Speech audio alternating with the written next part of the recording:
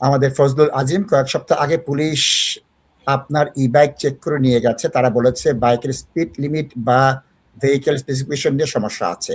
এরপর তারা আমাকে একটা চিঠি দিয়েছে এবং গিলটি অথবা নন গিলটি বলতে বলেছে। পুলিশকে ভুল বা মিথ্যা তথ্য দিয়েছে, সেটা নিয়ে চিন্তিত।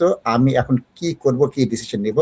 আমি জেনারেল কিছু তথ্য দিব, জেনারেল তথ্য। এটা কিন্তু আপনার লিগ্যাল অ্যাডভাইস না, ক্রিমিনাল আমি প্র্যাকটিস করি না। এই ক্ষেত্রে আমার জেনারেল কমন নলেজ যেটা হচ্ছে 15.5 মাইল পার আওয়ারের বেশি চালাতে পারবেন না। আপনি কত মাইল চালাচ্ছেন আপনি বলেননি। আপনার এটা মোটরটা 250 ওয়াটের উপরে কিনা, 250 ওয়াটের উপরে কিনা।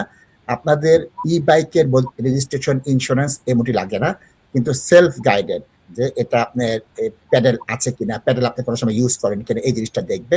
মিথ্যা তথ্য কে দিয়েছেন আমরা জানি না, এটা দেওয়া উচিত হয়নি, এটা আপনার ব্যাখ্যা দিতে হবে। আর তৃতীয়ত হচ্ছে চিঠিতে কোন আইন বলেছে, কোন সেকশন বলেছে এবং সেইটাতে প্লি কোন আদালতে দিতে হবে, এই বিষয়গুলো একটু জানবেন। তাজ ভাই ক্রিমিনাল প্র্যাকটিস করেছে, আমার তথ্যের ভিত্তিতে তাজ ভাই বলছেন। তাজ ভাই দুটি বিষয়, 15.5 মাইলের বেশি ছিল কিনা, 250 ওয়াটের বেশি ছিল কিনা উনি জানবেন। আর কোন সেকশন, কোন আইন, এটা তো আমরা জানি না তাজ ভাই।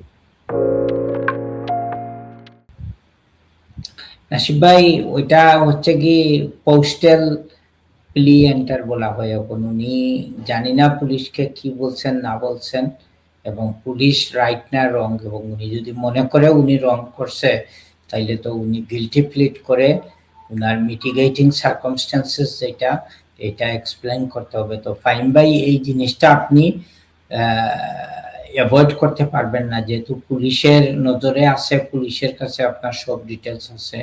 You do need to explain the position. ধন্যবাদ।